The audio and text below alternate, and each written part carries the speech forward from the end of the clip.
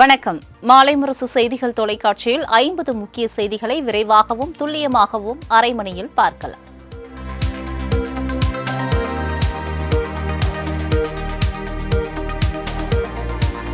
அமெரிக்காவில் சட்டவிரோதமாக வசிக்கும் தனது குடிமக்களை திரும்பப் பெற இந்தியா தயாராக உள்ளது என்று பிரதமர் மோடி தெரிவித்துள்ளார். அதிபர் டிரம்புடன் நடந்த சந்திப்பிற்கு பின் அளித்த பேட்டியில் மோடி இதனை கூறியுள்ளார். முன்னதாக பிரதமர் மோடி இந்திய நேரப்படி நள்ளிரவு 2:30 மணியளவில் வெள்ளை மாளிகைக்கு சென்றார். அப்போது பிரதமர் மோடியை ஆற தழுவி டிரம்ப் வரவேற்றார். இதைத் தொடர்ந்து இரு நாட்டு தலைவர்களும் வர்த்தகம், பாதுகாப்பு, தொழில்நுட்பம் உள்ளிட்ட முக்கிய விவகாரங்கள் குறித்து ஆலோசனை மேற்கொண்டனர். மேலும் அமெரிக்க அதிபராக 2வது முறையாக தேர்வான டிரம்புக்கு பிரதமர் மோடி வாழ்த்து தெரிவித்தார்.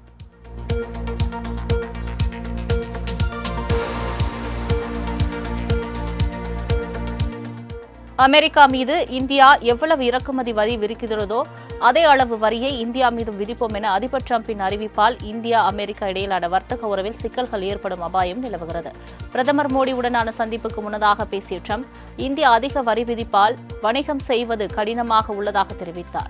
மேலும் எதிரி நாடுகளை விட நட்பு நாடுகளே அதிகம் வரி விதிப்பதாக வருத்தம் தெரிவித்தார். இதனைத் தொடர்ந்து அமெரிக்கா மீது வரி விதிக்கும் நாடுகளின் இறக்குமதி பொருட்களுக்கு அந்த நாடு எவ்வளவு வரியை அமெரிக்க பொருட்கள் மீது விதித்ததோ அதற்கு நிகராக வரி விதிக்கும் வகையிலான சட்டத்தை இயற்றினார்.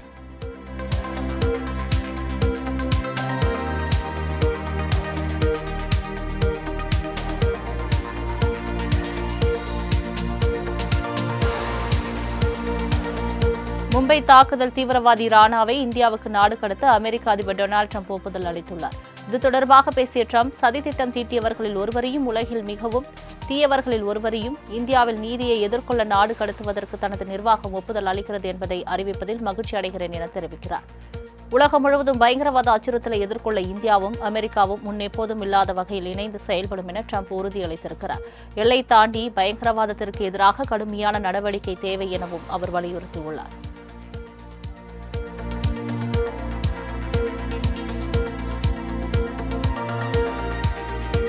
பிரான்ஸ் பயணத்தை முடித்துக் கொண்ட பிரதமர் மோடி 2 நாள் பயணமாக அதிபர் டிரம்பின் அழைப்பின் பேரில் அமெரிக்கா சென்றுள்ளார். அவருக்கு விமான நிலையத்தில் உற்சாக வரவேற்பு அளிக்கப்பட்டது. இதனையடுத்து அவர் அமெரிக்க உளவுத்துறை தலைவர் சந்தித்து பயங்கரவாதம் மற்றும் பாதுகாப்பு விஷயங்கள் குறித்து பேசியதாக தெரிகிறது. பின்னர் எக்ஸ் வலைதளம் மற்றும் ஸ்பேஸ் எக்ஸ் நிறுவன உரிமையாளர் எலான் மஸ்க் தமது குடும்பத்தினருடன் பிரதமர் மோடியை சந்தித்து பேசினார். இதனைத் தொடர்ந்து இந்திய வம்சாவளி தொழிலதிபரான விவேக் ராமசாமியையும் பிரதமர் மோடி நேரில் சந்தித்து விவாதித்தார்.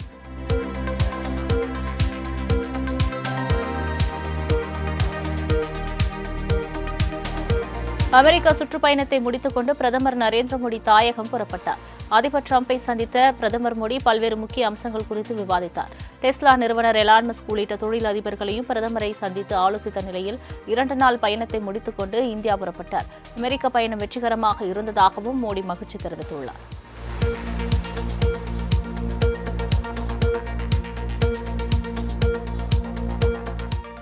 மணிப்பூரில் குடியரசுத் தலைவர் ஆட்சி அமல்படுத்தப்பட்டதாக உள்துறை அமைச்சகம் அறிவித்துள்ளது.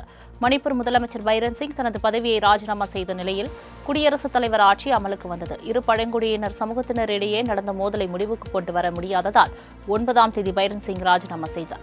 புதிய முதல்வரை தேர்வு செய்து பாஜக அறிவிக்காத நிலையில் குடியரசுத் தலைவர் ஆட்சி அமலுக்கு வந்ததாக அறிவிப்பு வெளியாகியுள்ளது.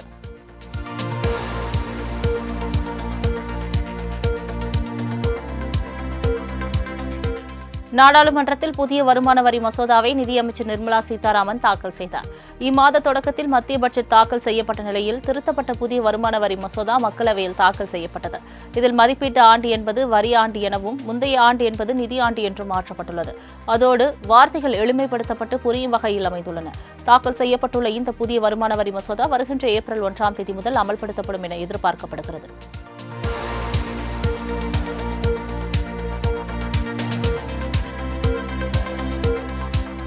இந்த ஆண்டு இறுதிக்குள் பூந்தமல்லி போரூர் இடையேயான மெட்ரோ ரயில் சேவை தொடங்கி வைக்கப்படும் என முதலமைச்சர் மு க ஸ்டாலின் தெரிவித்துள்ளார்.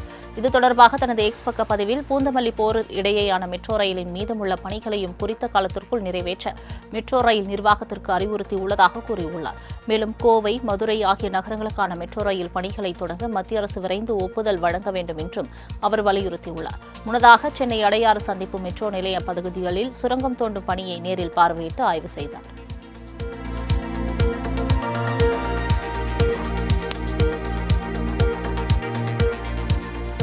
தமிழக அமைச்சரவையில் மாற்றம் செய்யப்பட்டு அமைச்சர் பொன்முடிக்கு கூடுதல் பொறுப்பு வழங்கப்பட்டுள்ளது. இது தொடர்பாக ஆளுநர் மாளிகை அறிக்கை ஒன்றை வெளியிட்டுள்ளது. அதன்படி வனத்துறை அமைச்சராக அண்மையில் நியமிக்கப்பட்ட பொன்முடிக்கு கூடுதல் பொறுப்பாக அமைச்சர் ராஜகண்ணப்பனிடமிருந்த காதித்துறை ஒதுக்கீடு செய்யப்பட்டுள்ளது. வனத்துறை அமைச்சராக உள்ள பொன்முடி காதி மற்றும் கிராம தொழில் வாரியத்துறையும் கூடுதலாக கவனிப்பார் என்று கூறப்பட்டுள்ளது. அமைச்சர் ராஜகண்ணப்பன் பால்வளத்துறையை மட்டுமே கவனிப்பார் எனவும் தெரிவிக்கப்பட்டுள்ளது. முதலமைச்சரின் பரிந்துரையின்படி இந்த மாற்றம் செய்யப்பட்டுள்ளதாக ஆளுநர் மாளிகை வெளியிட்டுள்ள செய்திக்குறிப்பில் தெரிவித்துள்ளது.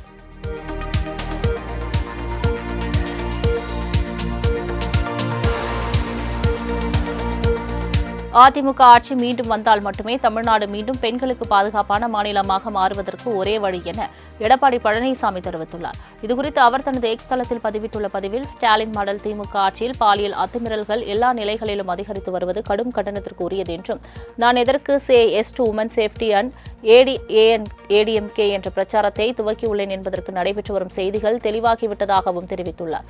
மேலும் பாலியல் வன்கொடுமை தொடர்புள்ளோர் மீது கடுமையான சட்ட நடவடிக்கை எடுக்க வேண்டும் என்று திமுக அரசை வலியுறுத்துவதாக அவர் அதில் கூறியுள்ளார்.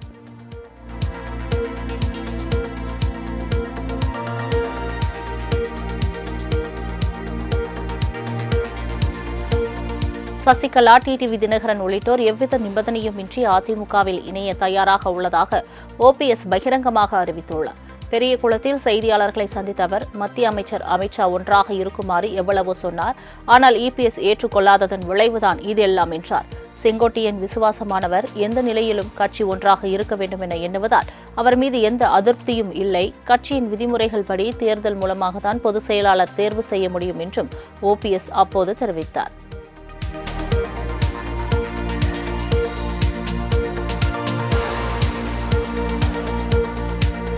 இனியும் எடப்பாடி பழனிசாமியை தொண்டர்கள் நம்பி எந்த ஒரு பிரயோஜனமும் இல்லை என அம்மா மக்கள் முன்னேற்றக் கழக பொதுச் செயலாளர் டிடிவி தினகரன் கடுமையாக சாடியுள்ளார்.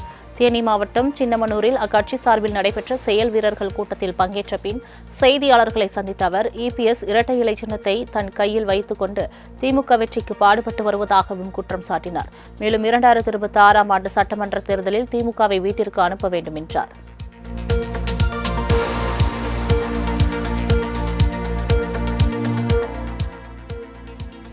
கடந்த சட்டமன்ற தேர்தலில் அதிமுக தோற்றதற்கு சில துரோகிகள் தான் காரணம் என முன்னாள் அமைச்சர் செங்கோட்டையன் கூறியுள்ளார். ஈரோடு அத்தானி மைதானத்தில் முன்னாள் முதலமைச்சர் எம்ஜிஆரின் 108வது பிறந்தநாள் பொதுக்கூட்டம் நடைபெற்றது. இதில் கலந்து கொண்டு பேசிய செங்கோட்டையன் தாம் தொண்டனாகவே இருக்க விரும்புவதாக தெரிவித்தார். கடந்த சட்டமன்ற தேர்தலில் அதிமுக தோல்வியை தழுவியதற்கு காரணம் சில துரோகிகளே காரணம் என சாடினார். அவர்கள் அனைவரும் அடையாளம் காட்டப்பட வேண்டும் என அவர் கூறினார்.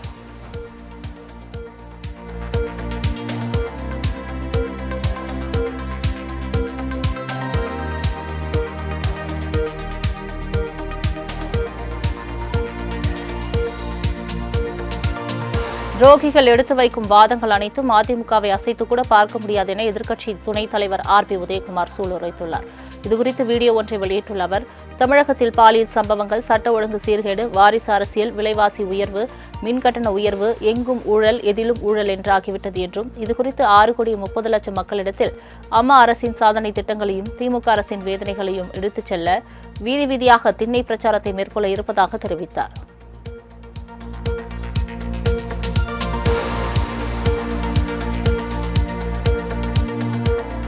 மாமல்லபுரம் அருகே தமிழக வெற்றிக் கழகத்தின் ஆண்டு விழா மற்றும் பொதுக்குழு கூட்டம் நடத்த இடம் தேர்வு செய்யப்பட்டுள்ளது. தமிழக வெற்றிக் கழகத்தின் ஆண்டு விழா மற்றும் பொதுக்குழு கூட்டம் சென்னை நந்தனம் OMCA மைதானத்தில் நடத்த இடம் தேர்வு செய்யப்பட்ட நிலையில் அங்கு அனுமதி மறுக்கப்பட்டது. இந்த நிலையில் சுற்றுலா பயணிகள் அதிகம் வரக்கூடிய மாமல்லபுரத்தை தேர்வு செய்யப்பட்டுள்ளது. சுமார் 4000 பேர் அமரக்கூடிய நட்சத்திர விடுதியில் அக்கட்சியின் பொதுச் செயலாளர் புசி ஆனந்த் மற்றும் ஜான் ஆரோக்கியசாமி மற்றும் ஆதவ் அர்ஜுனா ஆகியோர் நேரில் சென்று ஆய்வு செய்தனர்.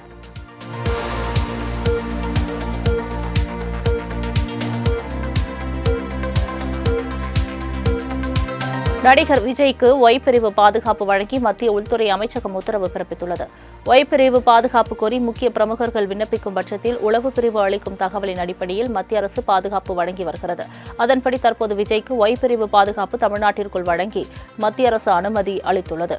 இதில் துப்பாக்கி ஏந்திய 2 NSG கமாண்டோக்கள், காவலர்கள் என 8 முதல் 11 பேர் விஜய்க்கு பாதுகாப்பு அளிப்பார் என கூறப்படுகிறது. ஒய் பிரிவு பாதுகாப்பு பணிக்கு ஒரு தனிப்படைக்கு மாதம் 12 லட்சம் ரூபாய் வரை செலவிடப்படுவதாகவும் தெரிவிக்கப்பட்டுள்ளது.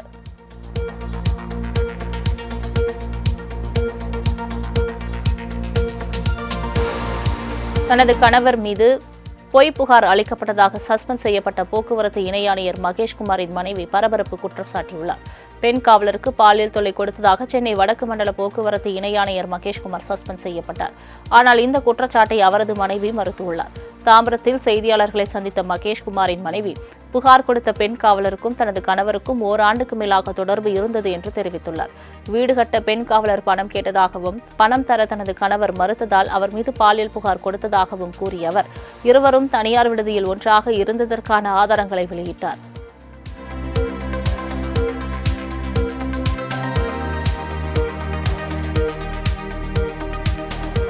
திராவிட இயக்க வரலாறு தெரியாமல் பேசுகிறார் அண்ணாமலை எனவும் அவர் வாயில் வருவதெல்லாம் பொய் எனவும் அமைச்சர் கீதா ஜீவன் சாடியுள்ளார். விருதுநகர் மாவட்டத்தில் செயல்படுத்தப்பட்ட திட்டங்கள் குறித்து துறை சார்ந்த அலுவலர்களுடன் கீதா ஜீவன் ஆய்வு மேற்கொண்டார். அப்போது செய்தியாளர்களிடம் பேசிய அவர் பாலியல் குற்றங்களில் ஈடுபடும் ஆசிரியர்களை பணி நீக்கம் செய்ய வேண்டும் என்ற கோரிக்கை எழுந்துள்ள நிலையில் விரைவில் நல்ல அறிவிப்பு வரும் என்றார். மேலும் திராவிட இயக்க வரலாறு தெரியாமல் அண்ணாமலை பேசி வருகிறார் என காட்டமாக தெரிவித்தார்.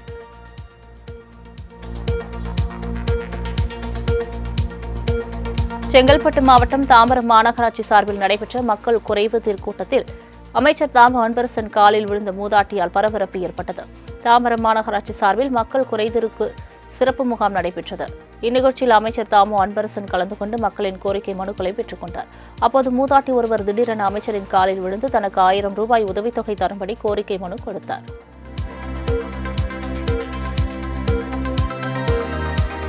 நாம் தமிழர் கட்சி ஒருங்கிணைப்பாளர் சீமானுக்கு எதிராக நடிகை விஜயலட்சுமி கொடுத்த புகாரை ரத்து செய்ய கோரிய வழக்கில் வரும் 19ஆம் தேதி விசாரித்து அன்றைய உத்தரவு பிறப்பிப்பதாக சென்னை உயர்நீதிமன்றம் அறிவித்துள்ளது.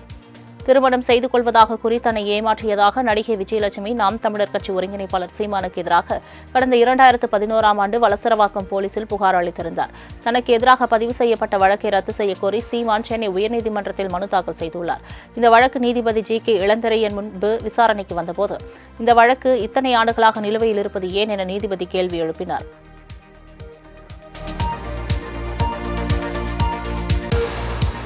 ராஜா மீது குண்டர் சட்டத்தின் கீழ் நடவடிக்கை எடுக்க உத்தரவிடக் கோரிய மனுவில் உயர்நீதிமன்ற மதுரை கிளை உத்தரவு பிறப்பித்துள்ளது.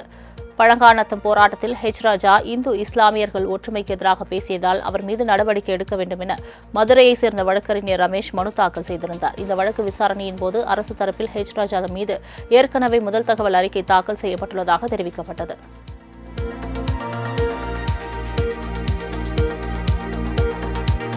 பெயர், புகழ், செல்வம் என அனைத்தும் சினிமா மூலமே கிடைத்ததாக இசையமைப்பாளர் இளையராஜா தெரிவித்துள்ளார்.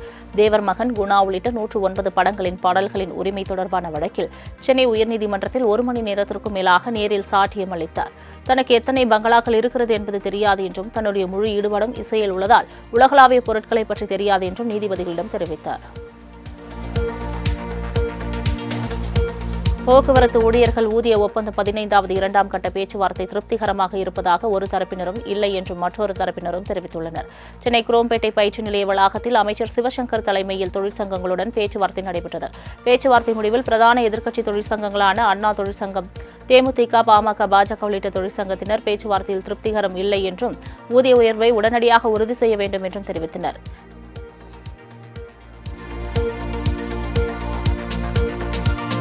உரிய தீர்வு காணவில்லை என்றால் திட்டமிட்டபடி வேலை நிறுத்தத்தை தொடங்குவோம் என கமலக்கண்ணன் தெரிவித்துள்ளார். சென்னை ராயப்பேட்டையில் உள்ள அதிமுக தலைமை அலுவலகத்தில் மறைந்த முன்னாள் முதலமைச்சர் ஜெயலலிதாவின் 77வது பிறந்த நாளை கொண்டாடுவது தொடர்பாக அண்ணா தொழிற்சங்க செயலாளர் கமலக்கண்ணன் தலைமையில் ஆலோசனைக் கூட்டம் நடைபெற்றது.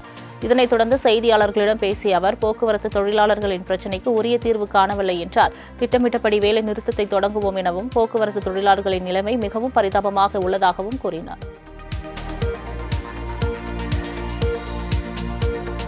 காதலர் தினத்தை ஒட்டி கோயம்பேடு சந்தையில் ரோஜா பூக்களின் விலை 2 மடங்காக உயர்ந்துள்ளது. ஜாதி, மதம், இனம், மொழி கடந்து உலகம் முழுவதும் இன்று காதலர் தினம் கொண்டாடப்பட்டு வருகிறது. காதலர்கள் தங்களது காதலுக்கு ரோஜா பூவை கொடுத்து தங்களது காதலை வெளிப்படுத்தும் நாள் இது என்பதால் ரோஜா பூக்களின் தேவை அதிகரித்துள்ளது. இதனால் சென்னை கோயம்பேடு மலர் சந்தையில் நேற்று முன்தினம் 20 பூக்கள் கொண்ட ஒரு கட்டு தாஜ்மஹால் ரக ரோஜா பூக்கள் 200 முதல் 300 ரூபாய்க்கு விற்பனையானது.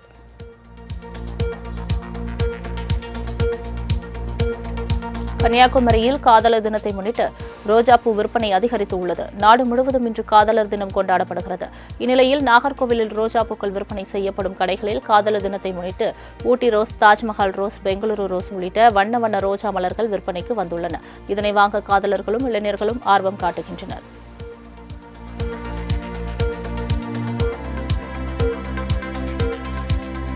கேரள கோவில் திருவிழாவில் 2 யானைகள் வெறித்தனமாக ஓடியதில் 3 பேர் பலியாகினர்.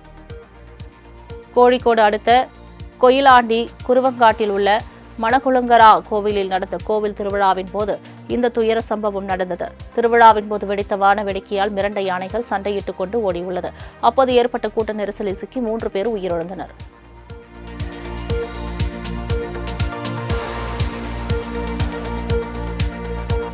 தூத்துக்குடி விமான நிலையத்தில் ஜனசேனா நிறுவன தலைவரும் ஆந்திர துணை முதலமைச்சருமான பவன் கல்யாண் செய்தியாளர்களை சந்தித்தார். அப்போது சனாதன யாத்திரை இது இல்லை, 4 வருடமாக அறுபடை வீடுகளுக்கும் வர வேண்டும் என்று நினைத்தேன். 10 வருடங்கள் கழித்து தற்போது வந்திருக்கிறேன் என தெரிவித்தார். மேலும் நடிகர் விஜயின் அரசியல் வருகை குறித்து செய்தியாளர்கள் கேள்வி எழுப்பியதற்கு நடிகர் விஜய் குறித்து இதற்கு முன் ட்விட்டரில் பதிவு செய்திருந்ததாக தெரிவித்தார்.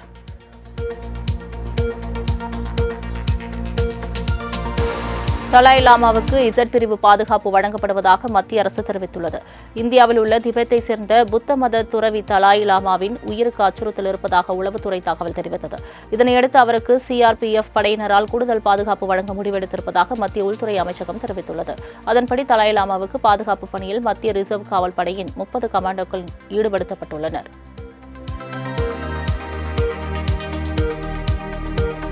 தெலுங்கானா மாநிலம் ஹைதராபாத்தில் உள்ள சிவன் கோவிலின் சிவலிங்கத்தை சுற்றி இறைச்சி துண்டுகள் கிடந்ததை கண்டித்து பொதுமக்கள் ஆர்ப்பாட்டத்தில் ஈடுபட்டனர். தப்பாச்சி புத்ராவில் உள்ள அனுமன் கோவிலுடன் கூடிய சிவன் கோவில் ஒன்று உள்ளது. அந்த கோவில் சிவலிங்கத்தை சுற்றி நேற்று இறைச்சி துண்டுகள் கிடந்தன. இதனை அறிந்த பொதுமக்கள் இச்செயலை கண்டித்து போராட்டத்தில் ஈடுபட்டனர்.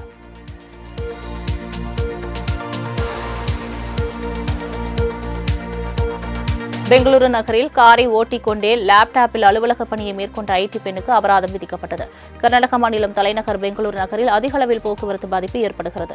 கர்நாடகாவில் போக்குவரத்து நெரிசலில் சிக்கும் நேரத்தில் பேருந்து மற்றும் கார்களில் செல்வோர் நேரத்தை மிச்சப்படுத்தும் வகையில் அலுவலக வேலைகளை செய்து வருகின்றனர். இந்நிலையில் ஐடி பெண் ஊழியர் ஒருவர் கார் ஓட்டிக்கொண்டே தனது லேப்டாப்பில் அலுவலக பணியை மேற்கொண்டுள்ளனர். அவருக்கு அபராதம் விதிக்கப்பட்டது.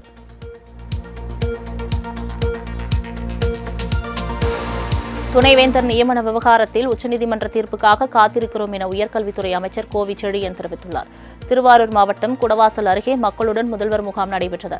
இதில் உயர்கல்வித்துறை அமைச்சர் கோவி செழியன் கலந்து கொண்டார். பின்னர் செய்தியாளர்களுக்கு அளித்த பேட்டியின் போது துணைவேந்தர் நியமனம் குறித்தும் ஆளுநருக்கும் அரசுக்கும் இருக்கிற முரண் குறித்தும் கேட்கப்பட்டது.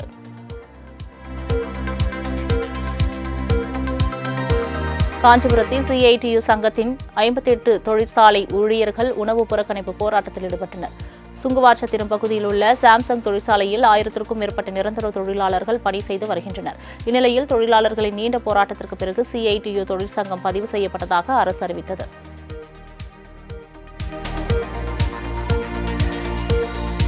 சென்னை காசிமேட்டில் தொழில் போட்டியில் மீன் வியாபாரியை கத்தியால் குத்திய இளைஞரை போலீசார் கைது செய்து சிறையில் அடைத்தனர். சென்னை தண்டையார்பேட்டையில் திடீர் நகரை சேர்ந்த அருள் காசிமேடு மீன்பிடி தொழிலில் செய்து வருகிறார். இந்த நிலையில் அதே பகுதியைச் சேர்ந்த மீன்பிடி தொழிலான ராஜ்குமாருக்கும் அருளுக்கும் இடையே தொழில் போட்டி இருந்து வந்துள்ளது. இந்நிலையில் சமாதானம் பேச அழைத்த ராஜ்குமாரின் நண்பரான முத்து மறைத்து வைத்திருந்த கத்தியை எடுத்து அருளை குத்தியுள்ளார்.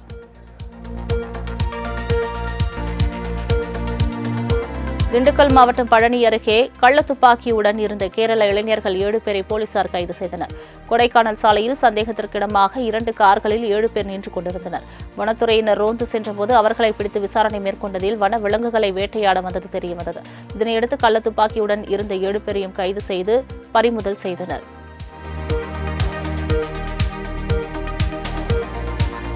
நாமக்கல் அருகே பள்ளி மாணவிகளுக்கு பாலியல் தொல்லை கொடுத்த ஆசிரியரை போலீசார் கைது செய்தனர். நாமக்கல் மாவட்டத்தில் அரசு ஊராட்சி ஒன்றிய துவக்கப்பள்ளி உள்ளது. இங்கு பயிலும் மாணவிகளுக்கு ஆசிரியர் செல்வகுமார் பாலியல் தொல்லை கொடுத்ததாக கூறப்படுகிறது. இதுகுறித்து பாதிக்கப்பட்ட மாணவிகள் பெற்றோர்களிடம் தெரிவித்துள்ளனர். இதனையடுத்து பெற்றோர்கள் பள்ளியை முற்றுகையிட்டு ஆசிரியர் செல்வகுமாரிடம் வாக்குவாதத்தில் ஈடுபட்டனர்.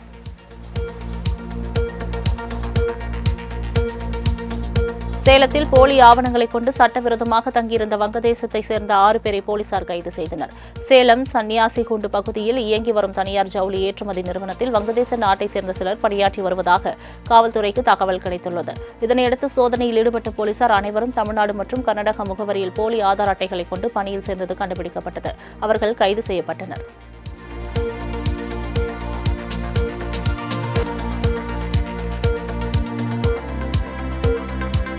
பிரதீப் ரங்கநாதன் நடிப்பில் வெளியாக உள்ள டிராகன் படத்தின் ப்ரீ ரிலீஸ் சென்னை கிண்டியில் உள்ள தனியார் விடுதியில் நடைபெற்றது. இதில் விக்னேஷ் சிவன், பிரதீப், மிஸ்கின், KS ரவிக்குமார் உள்ளிட்டோர் கலந்து கொண்டனர். அப்போது பேசிய இயக்குநரும் நடிகருமான பிரதீப், உழைத்தால் வாழ்க்கை நன்றாக மாறும் என்பதற்கு விஜய் சித்து எடுத்துக்காட்டு என்றார். சிலர் தனக்கு இடையூறு செய்வதாகவும் அதை கடந்துவிட்டால் வெற்றி நிச்சயம் எனவும் பிரதீப் தெரிவித்தார்.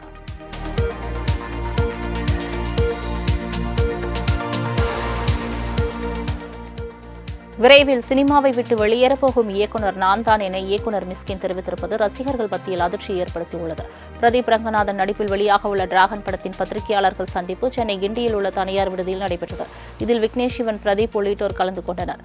அப்போது பேசிய இயக்குநர் மிஸ்கின் பேட்கேர்ள் படத்தை வெளிவர விடாமல் அடக்கிவிட்டதாக தெரிவித்தார்.